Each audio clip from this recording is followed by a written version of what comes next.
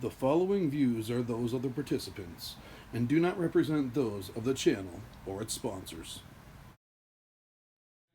Action. Live from Murderer's Row Bar is the first Mr.X Files with me, John Mutton, Mr. X, and my co-host, Ben Fudge. How you doing, Ben? Nice to meet you, John. Good to see you, my friend. Good to see you. It's been a long time coming. There's a lot of people anticipating this podcast. Well, I'm honored to actually use my cameras for the forces of good instead of evil. Who knows? It might be evil here. Who knows? It might be evil here. We're going to tell all here. We're going to tell everything. It's factual, and it's occurred in some type of questioning one way or the other, either through the press or through Integrity Commissioner. First little bit we're probably going to talk about is a Greenbelt, because I've never spoke about it to anyone, only the Integrity Commissioner. And I'm a little bit green behind the ears on the Greenbelt because I wasn't following this when it was happening. Maybe we should start from the beginning.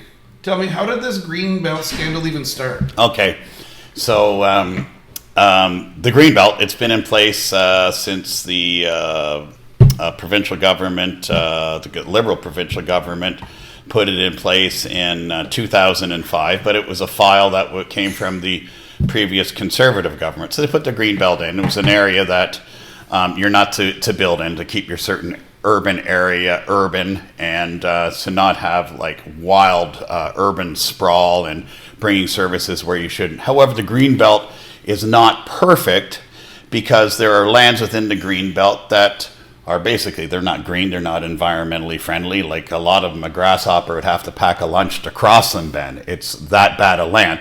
But the Greenbelt was supposed to be a floating line that was going to be readdressed every 10 years. So that 10 years is now in 2025. So they're going to be looking at it very soon. However, 2 years ago, just prior to that provincial election, so not the last one, the one previous, I was at a fundraiser for then Minister of the Environment, Conservation and Parks, David Piccini, and we heard about it then. We heard that because we'd been lobbying, well, I wouldn't say lobby, we've been putting our property forward for years on Nash Road development, back from when I was mayor. So, just to clarify, what is the purpose of the Greenbelt?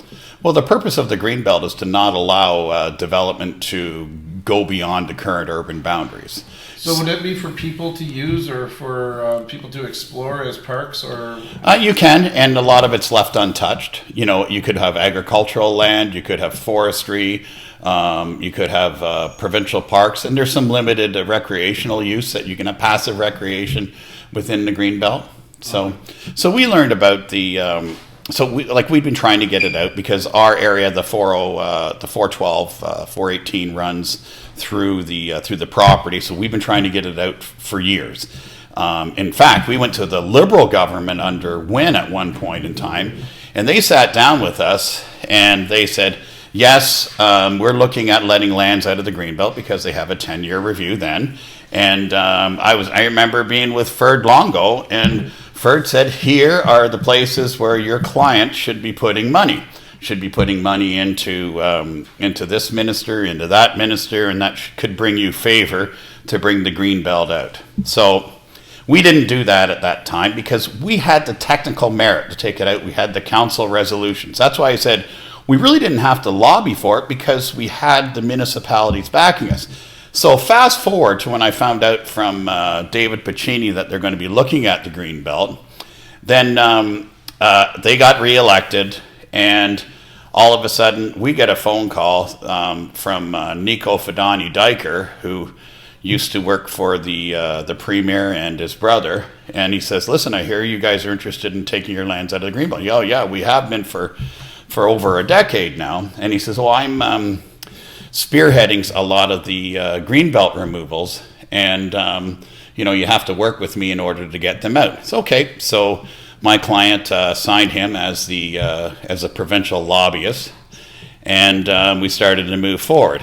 So during that time, we had thought that anyone that was going to come out of the Greenbelt ban actually had legitimate lands, like that they had lands for years, that they had studies on, that maybe the 407 had come through their lands now, maybe the urban boundary had grown and there was transit that is right at the doorstep, maybe the services, water and sewer were at the doorsteps, and it created the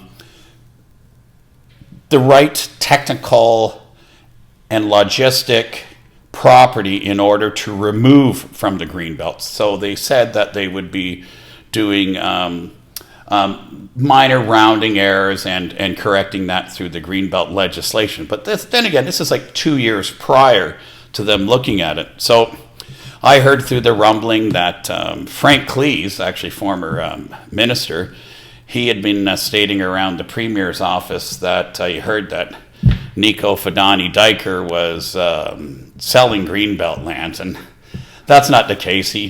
Nico knew that the Greenbelt legislation was coming in because he was at the staff end of it, and so that was a bit of controversy then, and only a few people knew about that. So back then, Steve Clark was the Minister of Municipal Affairs, and he had all the power with respect to a lot of respect from the Premier. So he started moving. His staff started moving with the removals of the Greenbelt. I think it was like 18 or something of them. We only had one, and so back then, when the scandal came out, and people say, when David Wake, the Integrity Commissioner, says, there's Mr. X who is not a registered lobbyist, but he's been working on the Greenbelt. So that just sent shivers around the province. That's a segue into my next question, because I was wondering, where did this Mr. X stuff even come from to begin with? Yeah, well, he called me that, and he might as well said my name, and they weren't supposed to reveal it, or there could have been legal consequences. So I could never say to anyone that I'm Mr. X, even though media called and asked. I wasn't allowed to say that I was, because everything's under investigation. It's still under investigation with the RCMP. It's just that the Integrity Commissioner's part's done. So as soon as he says Mr. X, it brings mystique around there. Now, I found the Integrity Commissioner to be very good when I was dealing with him, David Wake. However, I felt that there is a lot of weakness in the way he sensationalized his reports.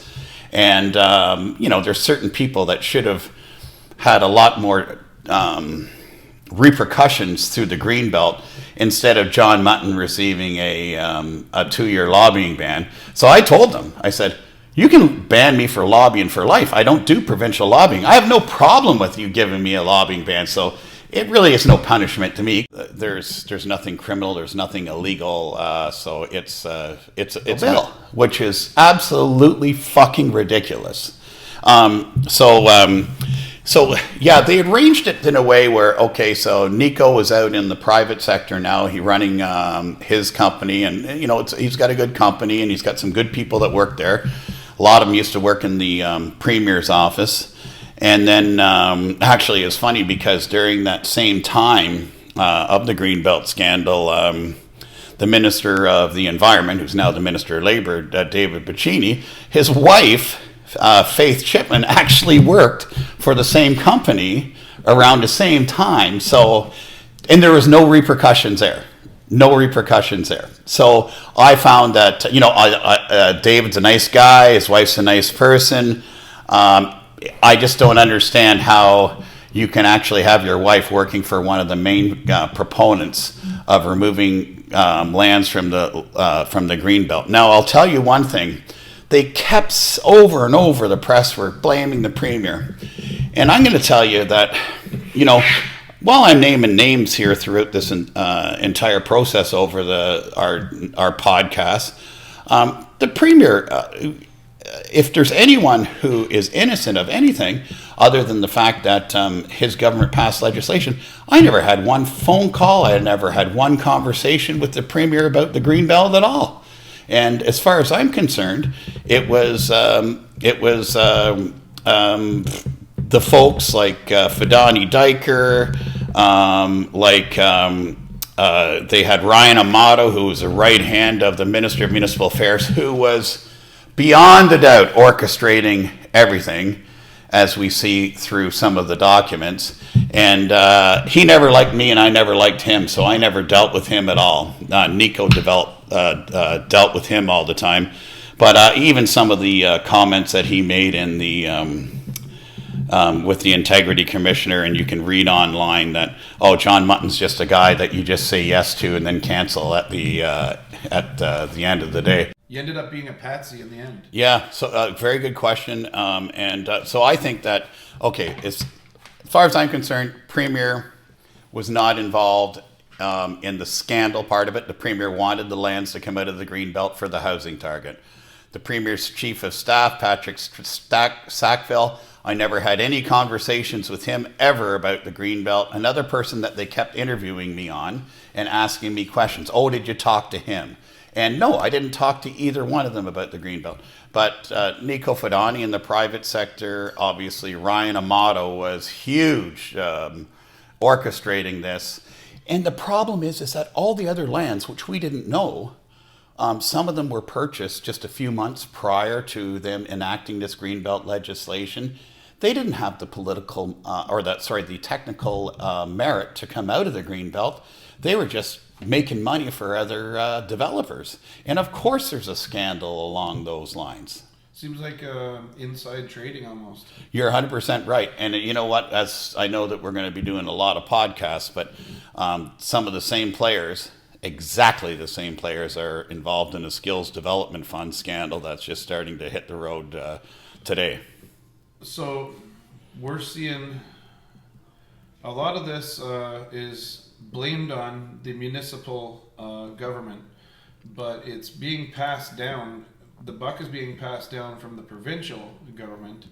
And I'm just wondering, how much does the federal have a role to play in all this? Well, the federal really doesn't have a role to play at all. They kept quiet except for Guilbeault, the Minister of the Environment, who they tossed out down there. He's the guy that fucking climbed the CN Tower when he was a private individual and did weird things for the environment and got arrested many times. There's some guy that, there's certain people that shouldn't be in public office, and he's obviously one of them. But, you know, if the municipalities say that something should be developed, by and large, them and the Ontario Lands Tribunal should be the ones that make that decision, because the province of Ontario have never really been in the business of land use planning. They don't do a good job at it, and obviously they're not willing to take the heat.